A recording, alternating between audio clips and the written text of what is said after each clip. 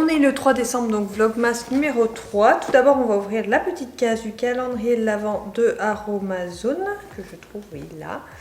Alors, je trouve que les cases sont hyper fragiles chez Aromazone. Alors là, j'arrive même pas à l'ouvrir. Mais en dehors de ça, je le trouve très sympa au niveau de tout ce qu'il y a dedans. Ah putain, trop bien. C'est la crème neutre désaltérante aloe vera et menthe poivrée, et c'est celle que j'utilise au quotidien. Donc ça c'est trop bien quand je pars en week-end par exemple, je vais prendre juste la petite dose nécessaire. Donc ça c'est topissime parce que ça m'évite de trimballer la grande dose. Donc ça c'est vraiment top. Donc voilà pour la case numéro 3.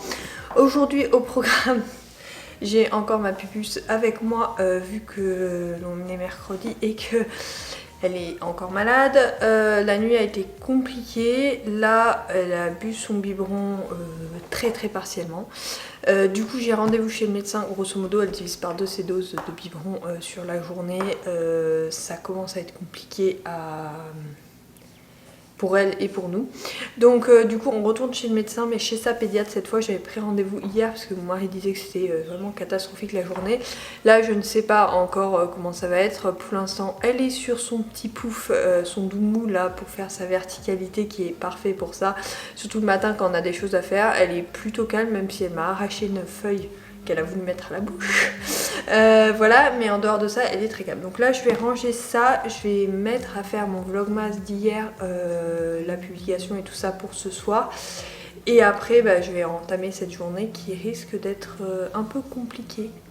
Parce que du coup, il faut que je gère le boulot et la petite. Au pire, je travaillerai ce soir où j'avais déjà fait des heures supplémentaires. Enfin, j'avais avancé dans tout ce que j'avais à faire, donc c'était plutôt pas mal.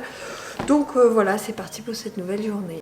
Du coup, avant de commencer à travailler, je me suis mis un petit film pendant que ma puce dort. J'ai réussi à l'endormir plutôt facilement ce matin. Petite histoire tranquille ou bilou et endormissement quasiment autonome. J'étais dans la chambre, mais je lui caressais juste le visage. Elle a fini par partir toute seule. Là, elle tousse, mais elle ne se réveille pas. Ça fait déjà une bonne demi-heure qu'elle dort. Cette horloge est toujours pas à l'heure en fait, hein, mais oui, ça fait une demi-heure qu'elle dort, donc voilà. Pour ce midi, je lui décongèle des petits cubes comme ça qu'on fait maison, donc c'est potimarron et pommes de terre. Donc 2 petits cubes, ça fait environ 20 grammes. Je ne sais qu'elle ne mange pas 20 grammes, je finirai moi, il n'y a pas de souci. Mais je vais lui décongeler ça pour midi pour voir si elle le prend un peu plus, et peut-être que si elle le prend à midi, je lui ferai en début d'après-midi de la compote parce que j'ai encore des pommes et j'en ai des congelées, mais je me dis peut-être du frais ça peut être sympa, donc je lui referai une pomme au baby cook, je te prendrai peut-être. Donc voilà, petit midi, j'ai acheté des boîtes comme ça, génial, j'en ai 4, pour l'instant ça suffit largement. Il y a environ, je crois que c'est 150 millilitres. Donc c'est plutôt pas mal pour ces petites soupes. Pour l'instant ça suffit, je prendrai peut-être la taille au-dessus quand elle grandira. Mais à l'heure actuelle c'est très bien, il passe au micro-ondes. Le couvercle ne parle pas au lave-vaisselle ni au micro-ondes, mais le bol passe au micro-ondes, au lave-vaisselle, voilà, partout, au four et compagnie. Donc très bien, bref, ça va au frigo en attendant ce midi.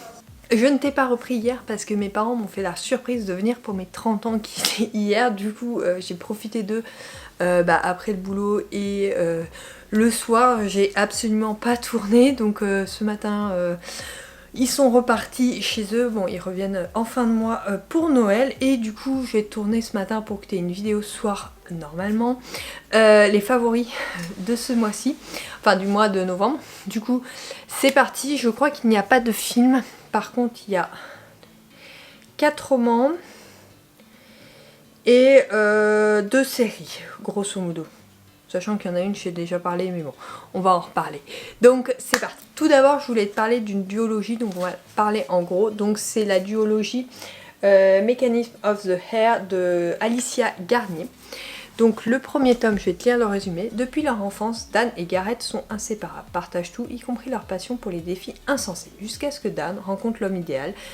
Terminés par y terminer leur complicité, une distance inédite s'installe un peu plus chaque jour entre eux, mettant à l'épreuve leur amitié comme jamais auparavant. Aucun des deux ne semblait admettre que leurs sentiments sont bien plus forts que ce qu'ils prétendent, mais à force de jouer avec ce jeu qu'ils ne maîtrisent pourtant si bien, ils pourraient tout briser. Entre blessures du passé, non-dits et aléas de la vie, oseront-ils franchir le pas au risque de tout perdre ? J'avais bien aimé, je trouvais que en fait les deux sont extrêmement émouvants. Je dois t'avouer que les deux. Mais on a deux histoires vraiment différentes. Là, on a une histoire où il n'y a pas un trio amoureux, mais on n'en est pas loin, donc vraiment sympathique.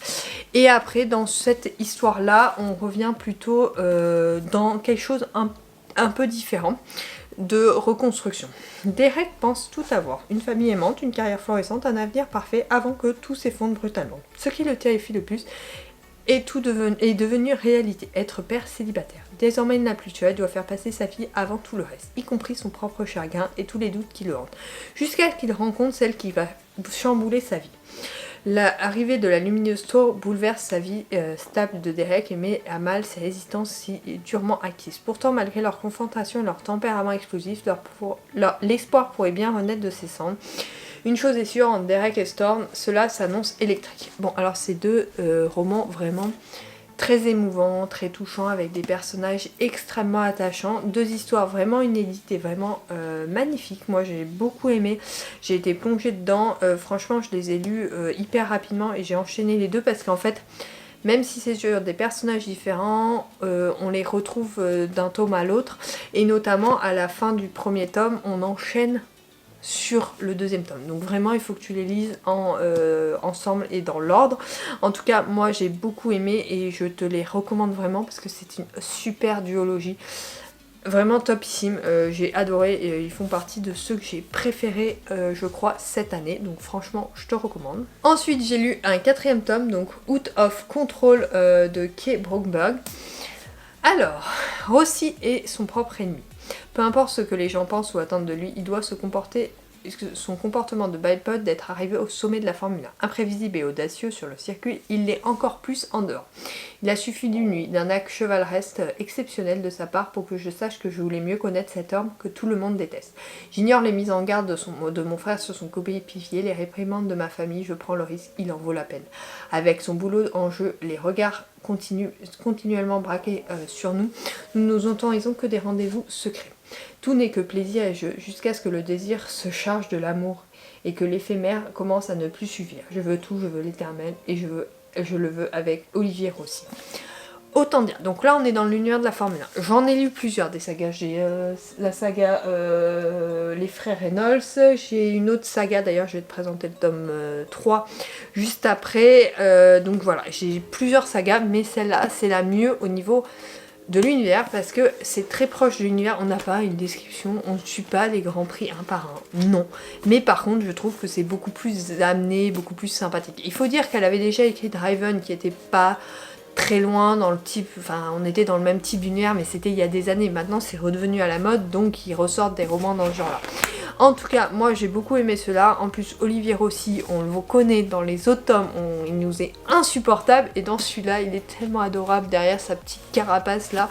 Vraiment, il est hyper charmant. Et Sophia, moi je l'ai bien aimée parce que c'est une personnage haute en couleur, même si elle est sous la coupe au début de sa famille, elle finit par s'émanciper. Et c'est ça que j'ai adoré, c'est vraiment l'évolution des deux personnages dans ce tome-ci. Ensuite, nous avons Dirty Air, donc c'est un autre dans la série, enfin pas dans la série, mais dans l'univers de la Formule 1, donc c'est Waked de Laurent Asher. Je lis un autre livre d'elle en ce moment en audio, j'espère le finir avant la fin du mois pour t'en parler parce qu'il est génial. Brillante et déterminée, Elena Gonzalez se bat pour survenir aux besoins de sa grand-mère malade. Lorsqu'elle décroche un contrat inespéré avec l'écurie de Formule 1 McCoy, elle accepte sans hésiter. Sa mission, redorer l'image sulfureuse du pilote vedette Jack Kingston. Accro aux pilules, à l'alcool et à l'adrénaline, Jack est une bombe à retardement. Et depuis qu'il a rencontré Elena, une nouvelle addiction le consume. Il lutte par tous les moyens pour ne pas succomber et l'évite. Semble être l'unique solution. Bien décidée à faire son travail, même s'il la fuit, Elena refuse de baisser les bras. Pourtant, à mesure qu'elle s'efforce d'apprivoiser Jack, les frontières entre le professionnel et le personnel s'effacent. Ce qui n'était qu'un simple contrat devient un jeu risqué où chacun repose ses propres limites. Bon là, elle fait clairement du babysitting pour Jack et en fait, elle va tomber sous son charme et on va avoir du coup une romance bien sympathique. Après,